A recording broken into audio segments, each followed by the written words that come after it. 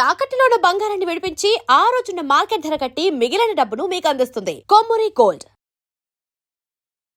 నమస్తే సార్. నమస్తే sir, thyroid వచ్చిన వాళ్ళు బేసికల్గా క్యాబేజీ, క్యాప్సికమ్, క్యారెట్, సోయా ఇలాంటివి ఏవి కూడా తినకూడదు అంటూ ఉంటారు. సో అలాంటి వాళ్ళ కోసం మంచి హోమ్ రెమెడీ సార్. నిజంగా చెప్పాలంటే ఇది సత్యమైనటువంటి విషయం కాదమ్మా, వాస్తవ సత్యం కాదు. క్యాబేజీ, క్యాలీఫ్లవరు, సోయా ఇవి హైపోథైరాయిడ్ ఉన్నటువంటి వాళ్ళు వాడకూడదని చెప్పేసి ప్రజల్లో ఒక విధమైన అభిప్రాయం ఉందమ్మా. కాబట్టి ఇది నిజంగా చెప్పాలంటే నేను ఇంతకుముందు చెప్పినట్టు అభిప్రాయం మొత్తం సరైనటువంటి అభిప్రాయం కాదు. ఈ 3 పదార్థాల్లో గాయిట్రిన్స్, థయోసైనైడ్స్ ఇలాంటి పదార్థాలు ఉన్నాయి. ఇవి థైరాయిడ్ గ్రంథిని దెబ్బతీస్తాయి. ఇంతవరకు వాస్తవ సత్యం.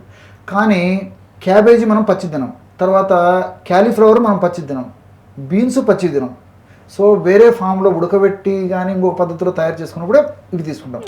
సో ఈ విధంగా చేసినప్పుడు, ఉడకబెట్టినప్పుడు కానీ వేయించినప్పుడు కానీ ఈ విధంగా చేసినప్పుడు అందులో ఉన్నటువంటి గాయిట్రిన్స్, థయోసైనైడ్స్, ఫ్లేవనాయిడ్స్ ఇలాంటివన్నీ కూడా నశించిపోయేటువంటి అవకాశం ఉంటుంటుంది. కాబట్టి మరి థైరాయిడ్ వ్యాధిగ్రస్తులు, ముఖ్యంగా హైపోథైరాయిడ్ ఉన్నటువంటి వాళ్ళు మితంగా మరి అప్పుడప్పుడు ఈ యొక్క పదార్థాన్ని ఈ పద్ధతిలో తీసుకోవడం వల్ల ఎలాంటి ఇబ్బంది ఉండదు.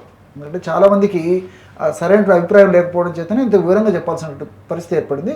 కాబట్టి పచ్చిగా తీసుకుంటే ప్రాబ్లం అవుతుంది, కానీ మరి ఉడికించి తీసుకోవడం వల్ల ఎలాంటి ఇబ్బంది ఉండదండి. ఓకే. థైరాయిడ్ సమస్యలు ఈ విధంగా ఈ రోజుల్లో విపరీతంగా పెరిగిపోతున్నాయి. అయోడైజ్డ్ సాల్ట్ వాడుతున్నారు, తర్వాత ఇంకా సోషల్ మీడియాలో కొన్ని ఇన్ఫర్మేషన్ గ్యాదర్ చేసి అది ఫాలో అవుతున్నారు, ఆహార నియమాలు పాటిస్తున్నారు. కానీ థైరాయిడ్ రాకుండా కంట్రోల్ కావడం లేదు. కొత్త థైరాయిడ్ కేసులు వస్తున్నాయి.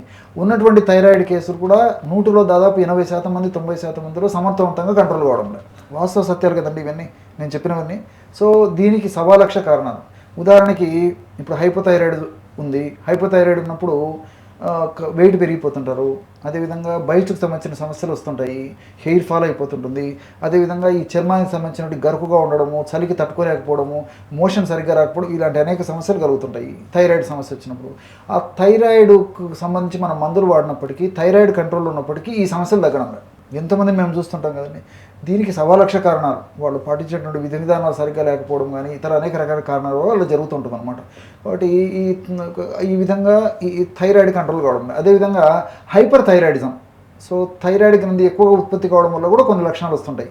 అంటే మనిషి సన్నగిల్లిపోవడము, రోజుకు బలహీనంగా కావడము, మానసికమైనటువంటి ఒత్తిడి ఎక్కువ కావడము, మానసికమైనటువంటి వికారాలు కలగడము, అదే పెద్దగా వేడికి తట్టుకోలేకపోవడము, బహిష్టు ఎక్కువగా అవుతుండడము, మోషన్స్ ఎక్కువ అవుతుండడము, కడుపులో వికారం వస్తుండడము, ఇలా అనేక రకాలైనటువంటి లక్షణాలు హైపర్ థైరాయిడిజంలో కలుగుతుంటాయి.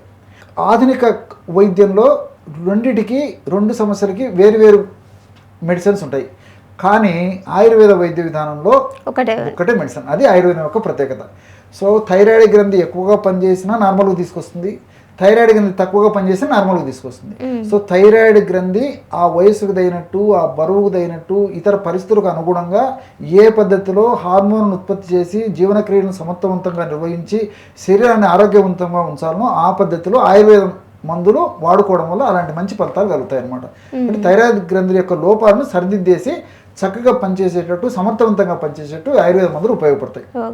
అలాంటి వాటిల్లో ఇప్పుడు ఒక ఫార్ములా కూడా చెప్తాను చూడండి. ఇప్పుడు నేను చెప్పబోయేటువంటి ఫార్ములా ఏ థైరాయిడ్కైనా వాడుకోవచ్చు. వాళ్ళు వాడేటువంటి ఇంగ్లీష్ మందులు, ఆధునిక కృత్రిమ రసాయన ఔషధాలు వాడుకుంటూ కూడా ఇది వాడుకోవచ్చు.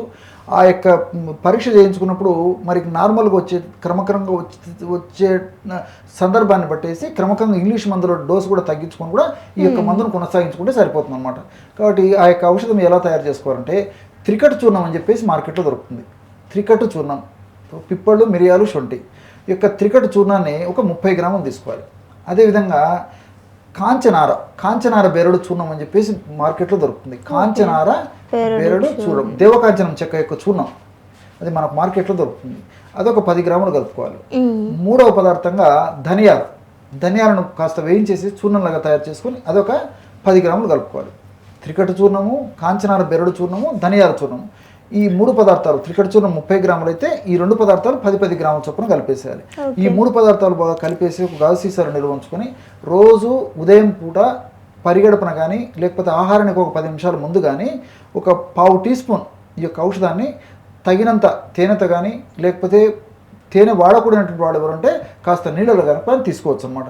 ఈ విధంగా రెగ్యులర్గా ఈ యొక్క ఔషధాన్ని ఈ పద్ధతిలో వాడుకోవడం వల్ల సమర్థవంతమైన ఫలితాలు కలుగుతాయి.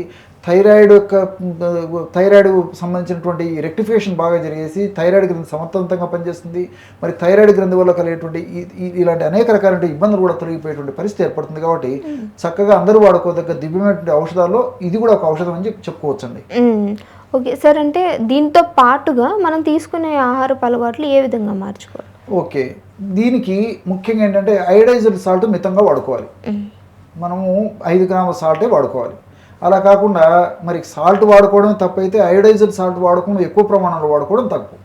సో మితం హితం, పరిమితికి మించి వాడుకోవడం వల్ల అది కూడా థైరాయిడ్ని దెబ్బతీసేటువంటి పరిస్థితి ఏర్పడుతుంది. కాబట్టి రోజు 5 గ్రాముల వరకే మనం వాడేటువంటి ఒక అయోడైజ్డ్ సాల్ట్ ఎందరుగా 100లో దాదాపు 99% వరకు కూడా అందరూ వాడుతున్నారు. కాబట్టి దాని గురించి నేను ఫోకస్ చేస్తున్నాను. కాబట్టి అది వాడుకోవడం మంచిది. అలాగే ఈ థైరాయిడ్ సమస్య ఉన్నటువంటి వాళ్ళు ఆల్రెడీ లేని వాళ్ళైతే, థైరాయిడ్ సమస్య లేనటువంటి వాళ్ళైతే ఈ యొక్క సాల్ట్ని, అయోడైజ్డ్ సాల్ట్ని రోజు ఒక 5 గ్రామ్స్ మ్యాక్సిమం వాడుకోవడం సరిపోతుంది. ఆల్రెడీ థైరాయిడ్ సమస్య ఉందనుకోండి, వాళ్ళకు నేను ఇచ్చే సలహా ఏంటంటే ఉదాహరణకి 100 గ్రామ్స్ సాల్ట్ అయితే 100 గ్రామ్స్ సాల్ట్లో ఒక 60 గ్రామ్స్ వచ్చేసేసి సీ సాల్ట్ ఉప్పు, 40 గ్రామ్స్ రాక్ సాల్ట్. సో 60 గ్రాములు ఉప్పు, రాళ్ళ ఉప్పు, 40 గ్రాములు సైంధవరణం, ఈ రెండు కలిపేసి వాడుకోవడం వల్ల కూడా థైరాయిడ్ గ్రంథి సమర్థవంతంగా పనిచేసేదానికి ఇవి కూడా దోహదపడతాయి అన్నమాట. తర్వాత మన డైలీ తీసుకునే ఆహారంలో కనీసము 30% వరకు సహజ సిద్ధమైనటువంటి ప్రకృతిలో దొరికేటువంటి ఆహార పదార్థాలను యాజ్ యూజువల్ తీసుకోవాలి. డ్రై నట్స్ కానీ, డ్రై ఫ్రూట్స్ కానీ, తర్వాత సీజనల్ ఫ్రూట్స్ కానీ, వెజిటబుల్స్ కానీ, ఇవన్నీ కూడా ఖచ్చితంగా మినిమం 25-30% తీసుకుంటున్నారు. అంతేకాకుండా రాత్రిపూట పెందరాడే ఆహారం తినడం కూడా అలవాటు చేసుకోవాలన్నమాట. ఇలాంటి చిన్న చిన్న జాగ్రత్తలు తీసుకుంటూ నేను చెప్పిన పద్ధతిలో ఈ ఔషధాన్ని వాడుకోవడం వల్ల సమర్థవంతమైన ఫలితాలు వాళ్ళకు కలుగుతాయండి. ఓకే, సో ఏదైనప్పటికీ మితంగా ఏదైనా తీసుకుంటే అమితం. Okay sir, thank you sir. Okay.